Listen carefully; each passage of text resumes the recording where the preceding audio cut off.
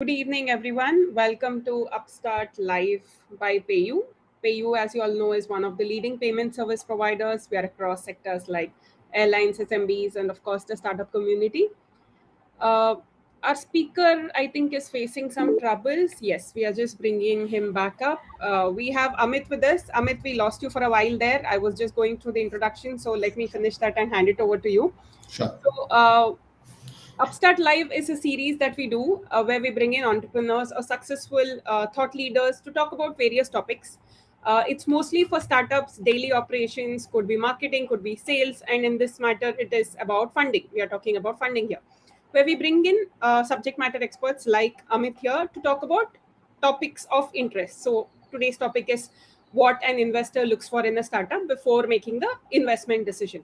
So Amit here comes from a background of being an entrepreneur plus an angel investor plus now he's the founding partner at Fluid Ventures.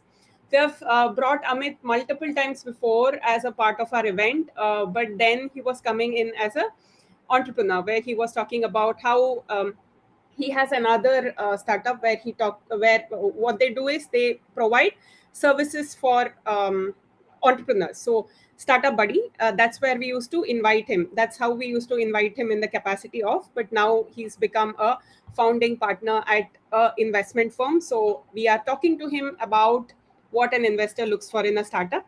Amit, thank you so much for doing this with us after a gap for sure, but thank you so much for coming here. So I hand it over to you. I know you have a presentation. You can just start off with a little bit of what you do and where you come from, and then go into the presentation. Sure. Thank you, Mansa. Thanks a lot for inviting me again after a long period. As you mentioned, that in the past I have already discussed the technical aspect of the startups in the past. What is the compliance and what do's and don'ts by the startups in field of accounting or the due diligence, etc. So this time, this is a great opportunity for me as well to explain that how I look at a startups from the investment perspective. So to give you a background about myself, being an angel for last 6 years, I have made more than 35 companies investment in my personal capacity, all across all the sectors, starting from food and beverages, B2B SaaS, everywhere. But then I realized that there is lots of good space for D2C sector, and I created this thematic fund. Our Fluid Venture is of 60 crore rupees fund where we are investing only in D2C space. That is about Fluid. But being an angel investor, I have invested in all the sectors. So I will not restrict myself today to the D2C space only. So we will discuss about all the aspects. So in case audience has questions from the different sector, we'll be happy to answer that. And here is one disclaimer as well. Whatever I am explaining here, that is my personal view, and means the different angel investor may have different view and different eye to look at a startup from the investment perspective. But as a 35 companies investor, I'm sharing my view that what I look for in a startup whenever I decide to invest. So now Absolutely. I am going to share my screen. I Yes. hope you So can I'll see bring it that clear. up. It's here. It's here. Just a minute. Yes, Amit, we can see your screen. Nice. So let's start with that. Let me move. So I have categorized the my views into 8 part. So whenever I evaluate any startup, I see these 8 items, and I keep tick marking each and every items. And if most of them fit into my thesis, then I decide to invest definitely after due diligence. So whenever I talk to the founder, first of all, I want to decide about the market size. Then what is the brand positioning? Then how the teams looks like? What is the competitive landscapes?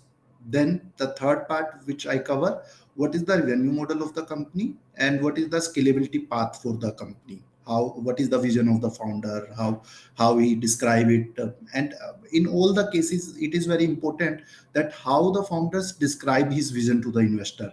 Sometimes you have very good revenue model, you can have good market size, etc., but in case there are certain questions from the investor side, sometimes founders do not able to explain them very well. So the proper practice of pitching will also help founders to tell that how they can describe their things to the investor in very nutshell manner.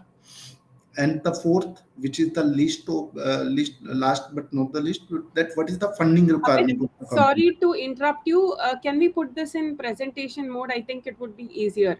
Now we see it as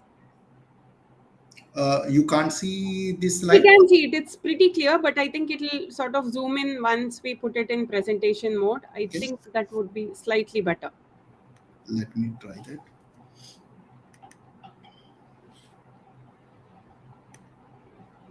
Is it Yes, more clear then? yes, yes, yes, Nice. yes. Okay, got it. Fourth point is funding requirement. How much fund is required by the startup, and what is the exit strategy which has been thinked by the startup founder. Now, in next 30 minutes, we will discuss each and every items. These are 8 items, and then I will take question and answer the questions from the audience. So there are three type of investors available in the market. One is angel investor. Like I mentioned earlier, I was doing angel investment where I was putting money at early stage in my personal capacity. Then there are institutions who invest in the startups based on their thesis, their board, etc. They are called VCs or private equity fund, and there are family offices as well who invest in the startups. And there is a one strategic investment as well where people invest in another company for the strategy purpose, so that they can have a skin in the game as well, and they do certain kind of business together as well with the other startups. So these are the three type of funding. For each type of funding round, the thinking of the startup, thinking of the investor can be different, because as a angel he will not be more worried about the revenue part, but he will be more worried that whether the next VC will be interested to invest in this kind of idea or not. Because at angel round you may not have the revenue, you may not have the visibility that which kind of revenue you can earn. You have idea and you are explaining someone, he will only think whether it will be fundable idea by the subsequent investor or not. While if you will go to the VC or PE, he will always talk about the revenue, how the revenue can be increased, whether this will be the profitable business or not, whether IPO will possible or not. So institutions will always think different from the angel, and strategic investor will think always from the strategy perspective, whether that will fit into my goal or not. In case that will fit into that, they will do a strategic investment. So as I mentioned that we will talk about 8 points. So first, whenever some startup pitch to me, I always think about the market size. Whatever he is explaining, whether there is a good enough market available to fit this idea into the market or not. Even if the market size is big, what will be the realistic market share which can be taken over by this particular startup who is pitching to me. So sometimes there is good market size, but the market share can't be such where you can achieve your market share. And in case you can take that market share, what will be the cost of acquisition? Because in case there are already competitors available, if you are creating something which is similar to PayU, Paytm, then you can say that yes, I can acquire that market share, but acquiring that market share may be cost related to that may be very high, because your competitor is already spending lots of money on advertisement or other things. So that's how the important thing is what is market size, what is your target market, and what will be the cost of acquisition of that. And another thing, whenever I evaluate any startup, whether the idea is changing the behavior of the customer, or this is just telling them that you should adopt this technology as compared to the competition. So in case there is a behavioral change, definitely you will have to spend lots of money, and that is very difficult as well. And it is very difficult to assess whether the behavior will be changed or not. While in case you are just creating something better than others, then you are creating that may be easy as well. So I'm not saying that in case you are creating something which will change the behavior, that is not fundable, but definitely the money will be required higher as compared to the other cases where you are just adding something or giving value addition to the other solutions available in the market. Another important aspect is how your brand is positioned in the market. You may selling the shoes, but there can be a different brand positioning by the every shoemaker. It may be comfortable, it may be party wear. How it is better than other. You can create a shoe brand which only focusing on leather items. There may be other things which is very cheap shoes. So how the positioning look like, whether it is in for mass market or is it for only for the premium customer.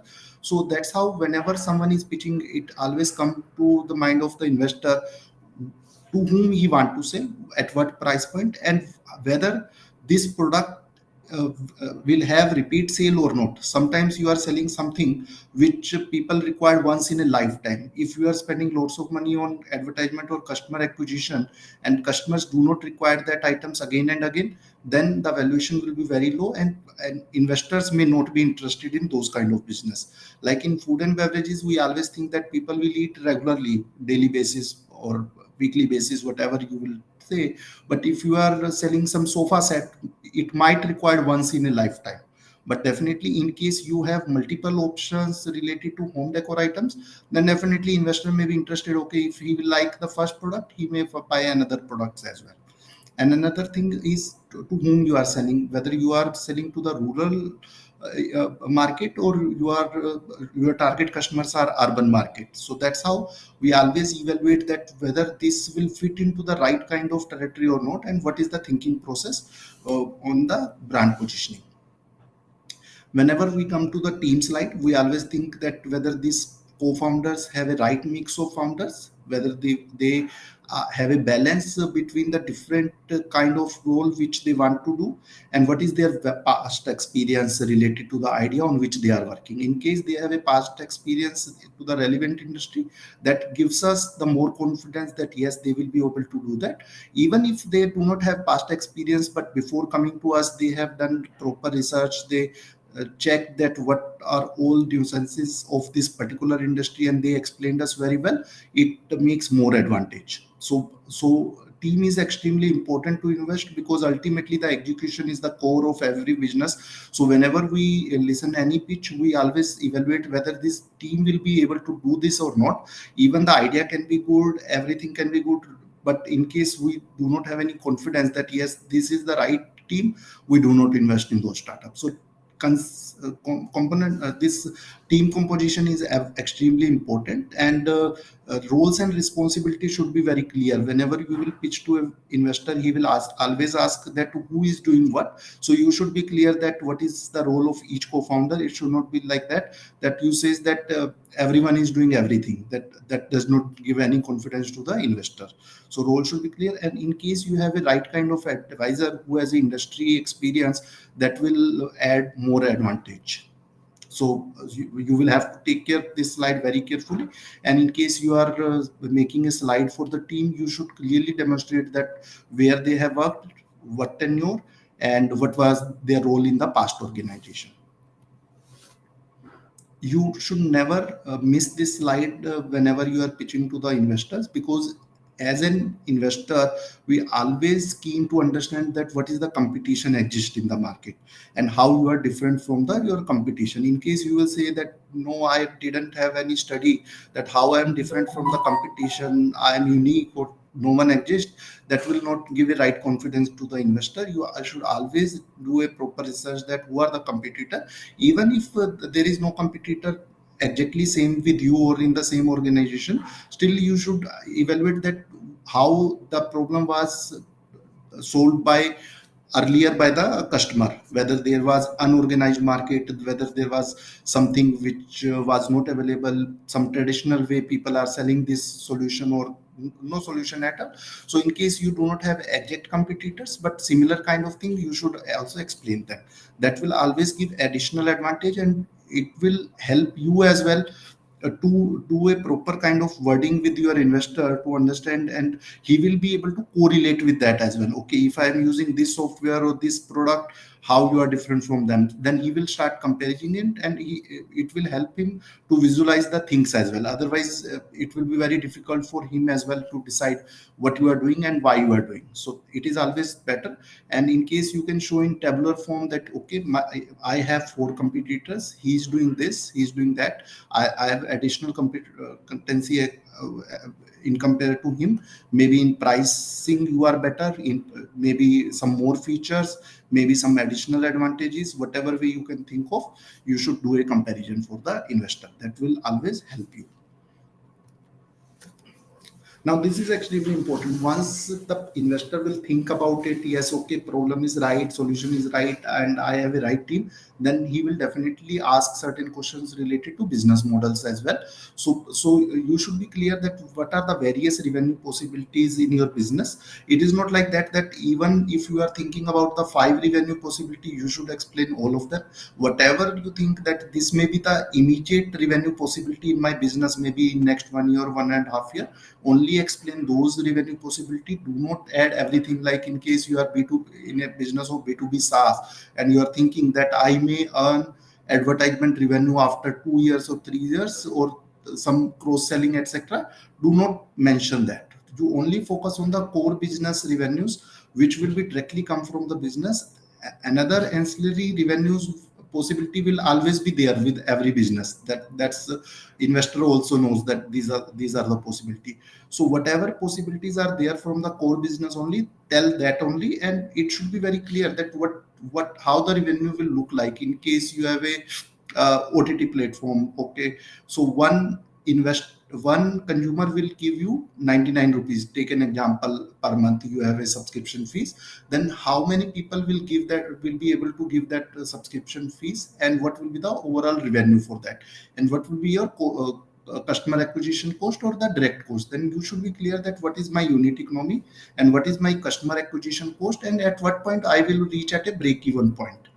So it will help you to make a small kind of business plan as well, that what will be the your break even point and what will be the gross margins and net margins, because every investor will ask questions around that. Whenever he think about the business model, he will think, okay, what will be the sale price, what will be the cost of direct cost, then what will be the net gross margins, and then what will be the indirect cost, and what will be the net margins. And considering that, break even point will be point where till the break even point, whatever is your burn, that should be your funding requirement. And I will explain that in the next slide as well, that in case you are not clear about your funding requirement, then also investor may lose the interest in your business.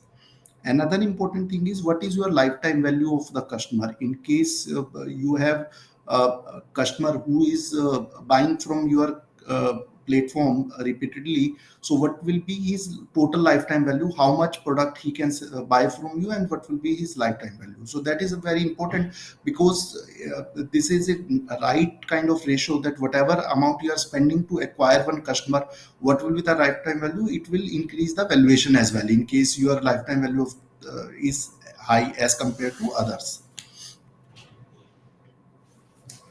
Another important aspect is how scalable is your business, whether your business is only limited to a particular territory or a particular state, or maybe only in India. In case you have a product which will be accepted globally, then definitely it will create more interest in the mind of investor. In case it is specific to particular region, then there may be no less interest as well. But it does not matter. Sometimes there are possibility that even if your product is for limited reason, still in case the users are extremely high and investor feel that yes, people will buy this product, he may be interested. But if you have a global acceptance, definitely the valuation will high and you will get investor easily, because every investor want to invest in those solutions which can be exported, or where you can get the foreign customers as well.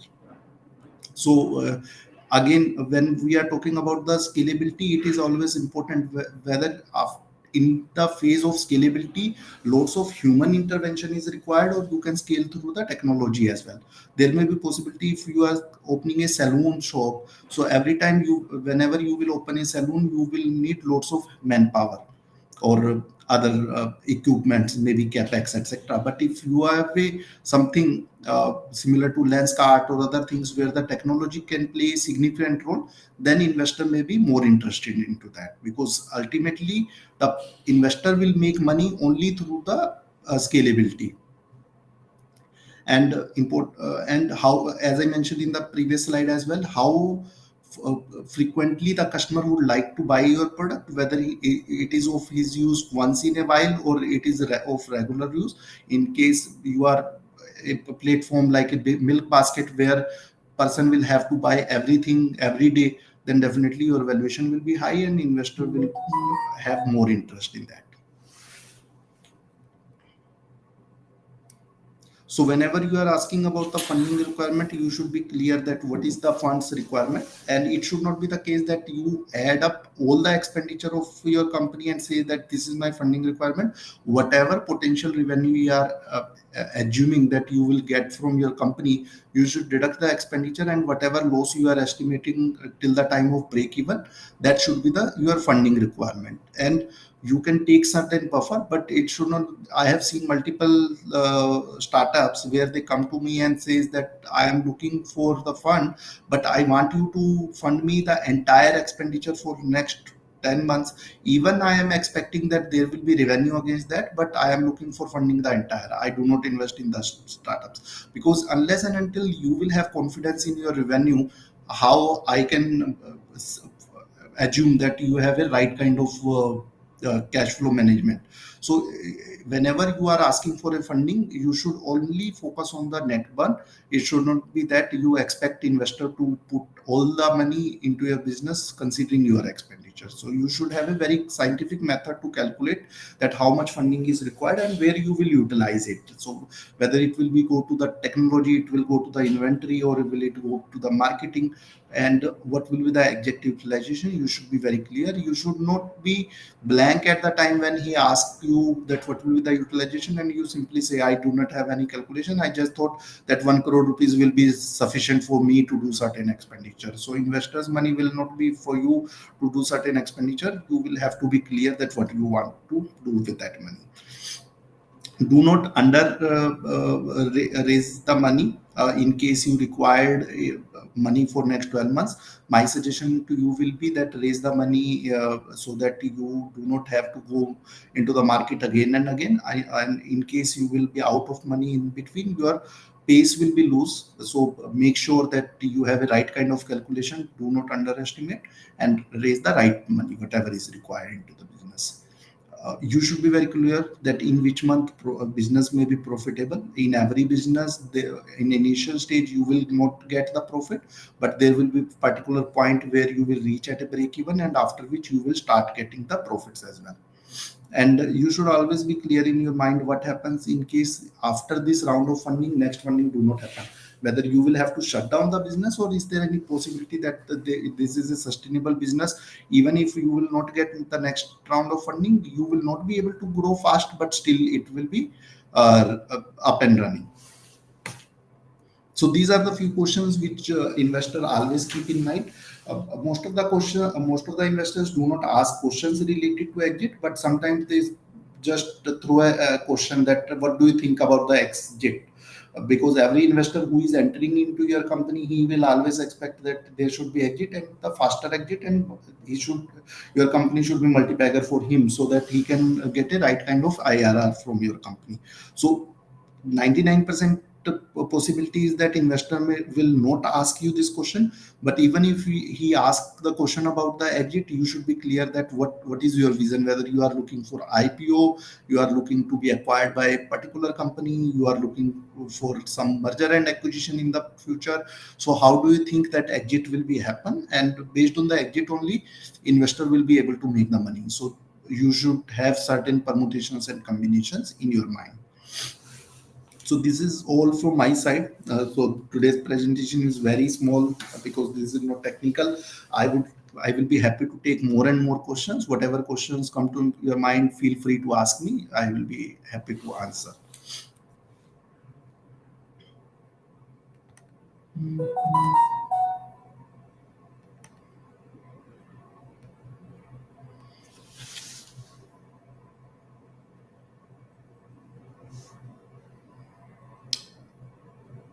Mansa, will I be able to read the questions if someone has?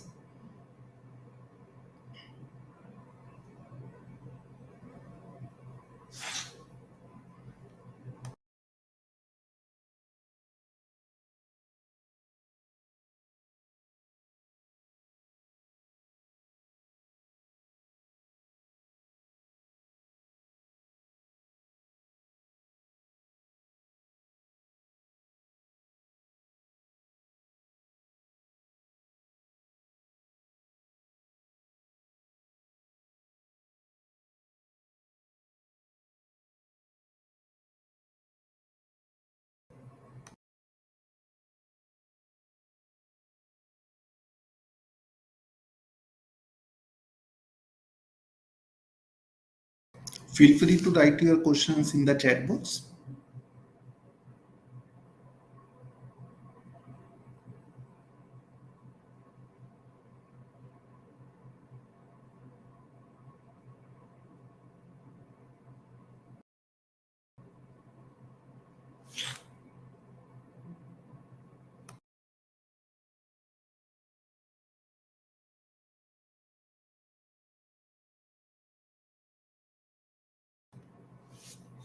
I believe there is no question at all. So thank you very much.